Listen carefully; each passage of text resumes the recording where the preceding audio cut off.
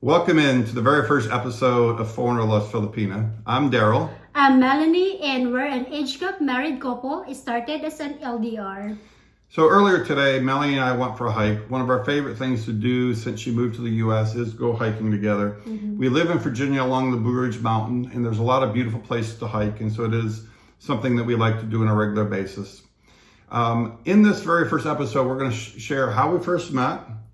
We're going to share about what was kind of an awkward first meeting when I first went to the Philippines. And then we'll share about the second time I went to the Philippines and I proposed and we got engaged.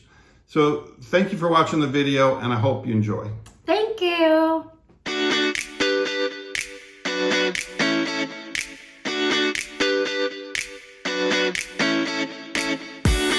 Welcome in to another episode of Foreigner Loves Filipina.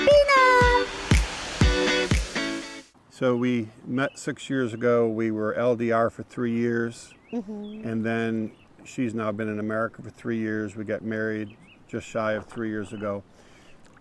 So we think we have an interesting story to share in that we've gone from finding each other to dating LDR, not knowing if it would ever turn into anything, to getting engaged, and then her moving to America, doing the K-1 visa, and now having been married, and I think very happily married for the last 3 years.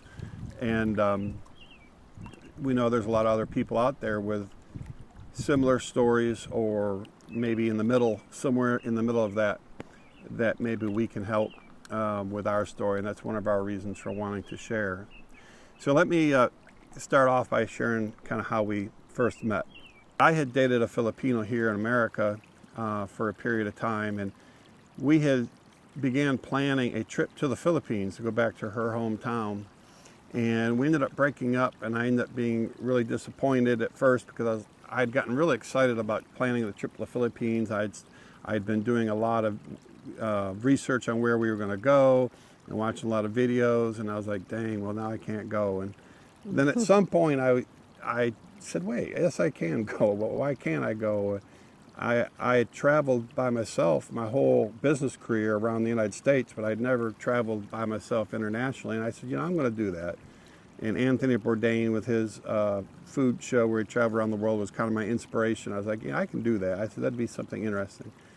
So about that time, I began replanning the trip, because obviously I wasn't going to go to my ex's hometown the first week, and I began kind of planning that. Well, around that time, I was on Facebook, and you know how Facebook recommends possible people you might know, and Melanie's profile came up, and I was, boy, she's beautiful, and I went to look at her profile and saw a bunch of her pictures, and I was like, boy, she is gorgeous. I'd really like to get to know her. So I sent her a friend request, and then I guess you can share a little bit about what you... So that was the time when I was in Tacloban doing my a licensed professional teacher, because I'm a teacher and I just passed my board exam. And so I saw Daryl sending me a friend request, and I thought it was like a scam. So I checked his profile, and then I can really see that he's not a scammer, because he has a lot of pictures in there. And then so we started having this conversation, and then we chatted most every day, right? So that's how it started. It's really interesting because when we went back afterwards, after we really started chatting, getting to know each other, and we were like, how in the world did Facebook match us? Yeah, because we don't have a mutual friends together. It's just he has his own friend, and I have my own friend from Philippines, but it's just weird. It really was weird. We've also often joked, well, I mean, we're serious and joking, I guess, that God put us together, because it made no sense. When we went back and looked at our profiles, we had no mutual friends, and that's normally one of the biggest ways Facebook matches you. You have mutual friends. I assume you might know each other. And we had zero. Now, I had a lot of Filipino friends because of the woman I had dated. Obviously, a lot of them. But I'm not friend with them. No, and she lived in a completely different part of the country, and there were no mutual friends. So we still to this day don't know how Facebook matched us, but or they how, did. how he met me. Yeah. you know. And but we did, and you know, I always say, you know, if God put us together, He's got one hell of a sense of humor, because He said, "Oh, you two are perfect for each other. I'm going to put you together, but you're going to be born 30 years apart. Daryl, you'll already be married by the time Melanie's born, and I'm going to put you on opposite sides of the world, so it's almost impossible for you to meet each other. And Yeah. you're going to be different races and different cultures and Different in everything. different in absolutely everything." And you sit there and go, Like, you know, why? I definitely believe in God, and I believe God put us together, but I'm like, He must just be chuckling and laughing, because He's like, I'm going to make this as hard on you as possible. And then, of course, right after we met each other, COVID happened. So that was another chuckle to throw in the middle of it. But we'll get to that in a little bit. So, you know, she accepted the friend request. We started talking, and we really started talking pretty regularly, pretty quickly. Yeah, yeah. And it wasn't always, you know, at first it was all text. It was through Facebook Messenger. Messenger, because that's where we met. Yeah. We didn't meet at dating app or anything. We just met Yeah. through Facebook. That's it. Yeah, and I always say, you know, you find someone when you're not looking, because I really wasn't looking for someone. And she always said, "Yes, you were. You sent me a friend request." Yeah, but he sent I'm me like- a friend request, so he like, I said, "Well, yes, but he I was." definitely like look for someone else, I you mean, know.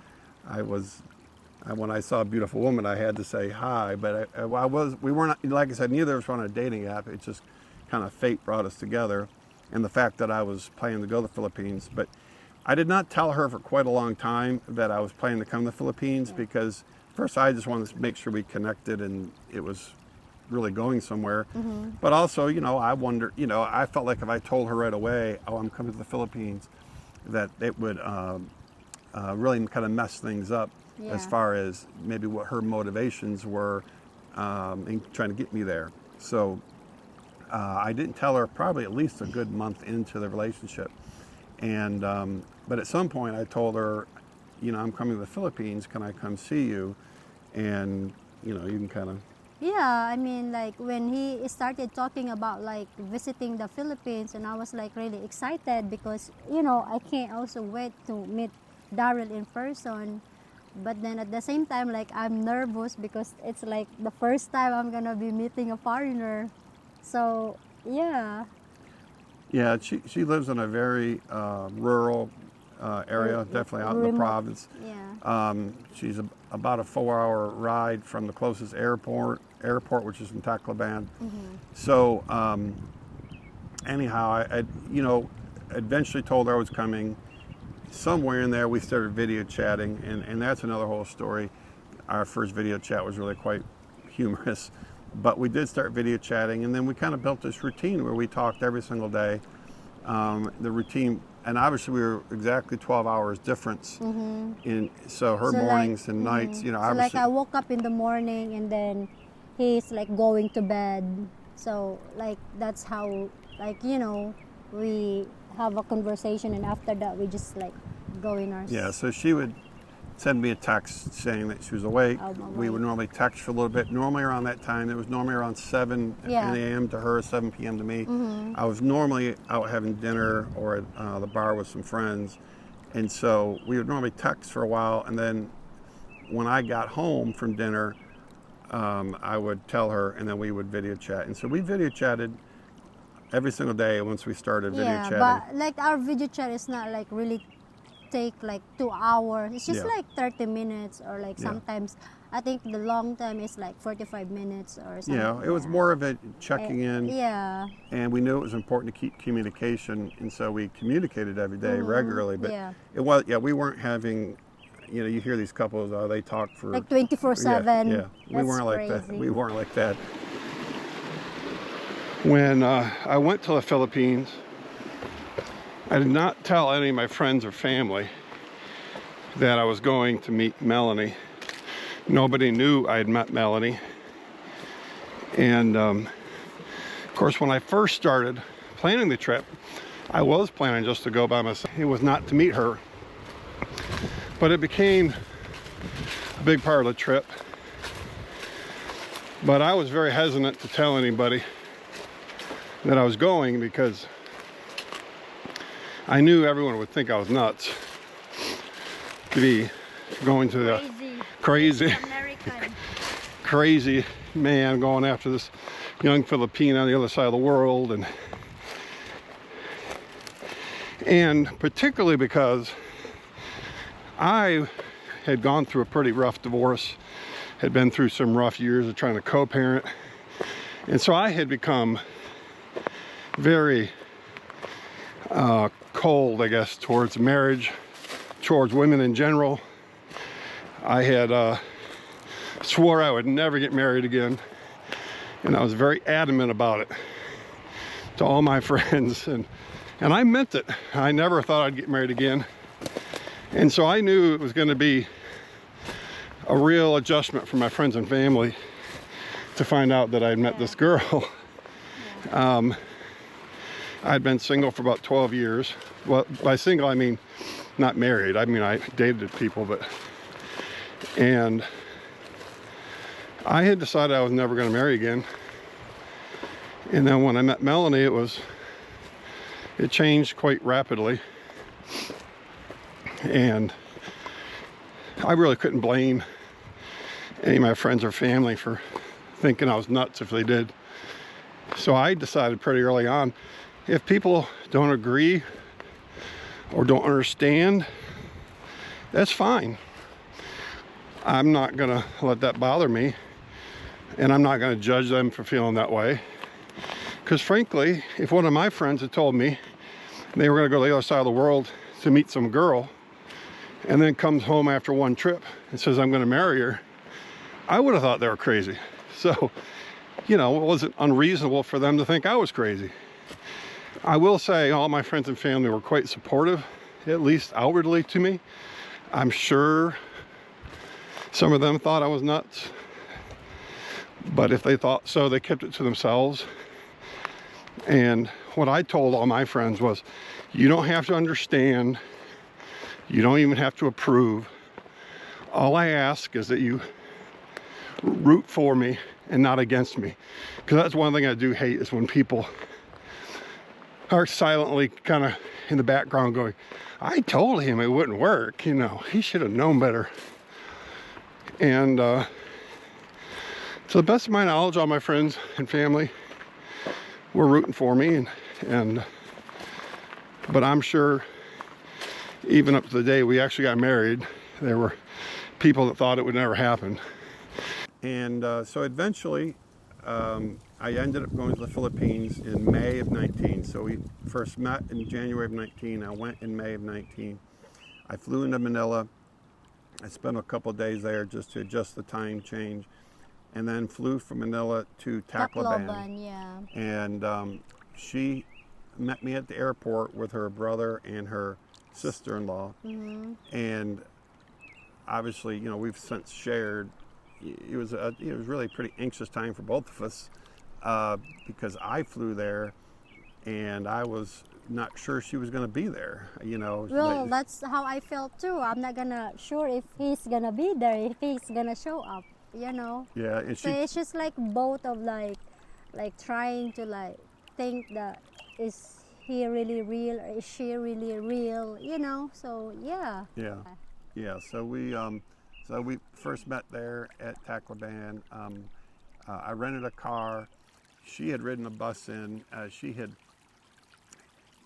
would always ride a bus or a van from, she lives on an island called Bilaran, and she had really encouraged me to take the bus. She didn't want me to rent a car, but I was like, there is no way I'm getting on a bus for riding for 4 hours in the Philippines. I'm going to get a car.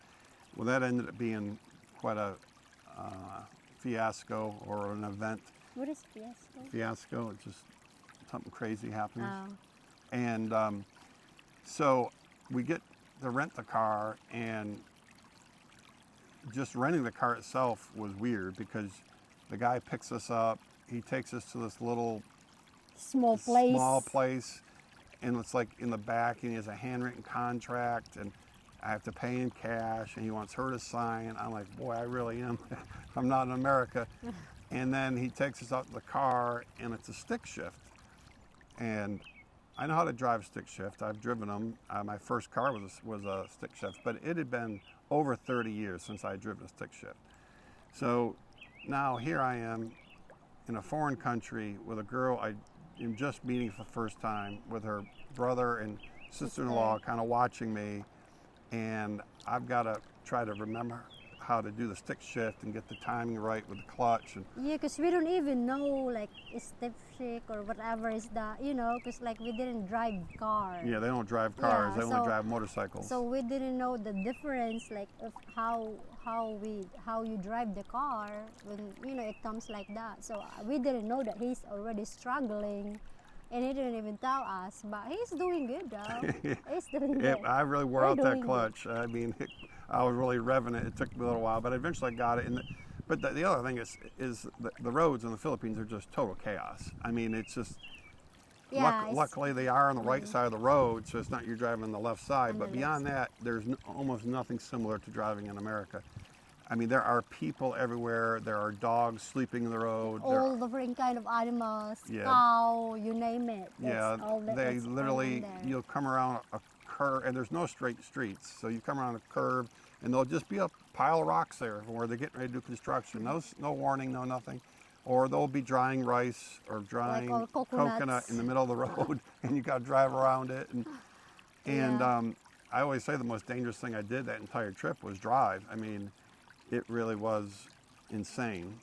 And the other thing that made that drive really unusual, or I guess uncomfortable, was, first of all, I didn't know this. I've since learned that Filipinos, when they get in a car, they tend to just be real quiet because they're used to being like on a bus or a jeepney, which is really loud, and you just sit there and you're quiet. You don't say anything. No, the reason is like we want to be quiet because like sometimes we already feel dizzy, and then the more we talk, the more we're gonna like throw up, or the more is like that we're what it gonna was? get sick. Oh, I thought it was more just because it was always so loud. Yeah, I think, yeah, just for me, I mean, I tend to be quiet because like, it started to feel me that I'm dizzy, and then I started to like feel like I want to throw up. So I just want to be quiet, the whole like trip. So we got this 4-hour drive.